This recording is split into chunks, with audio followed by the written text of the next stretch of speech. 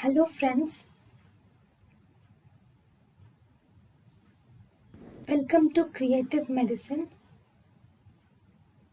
In this lecture, we will learn about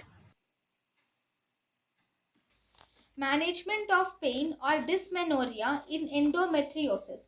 When a patient with secondary dysmenorrhea with dyspareunia, then we have to do a transvaginal and ultrasonography. Start empirical therapy. After doing transvaginal ultrasonography, we will have to start an empirical therapy for endometriosis.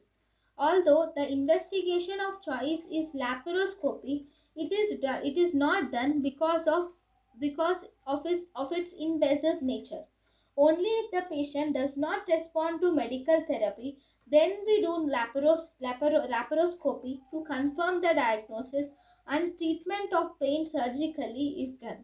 But the best management of pain is by the medical therapy. The aim of the treatment the aim of the medical therapy is to decrease the estrogens and amenorrhea and to decrease the retrograde menstruation. Now, if the patient, so we will see the pain can be divided into either minimal or mild pain, second moderate or severe pain. If the thank you and thank you for watching.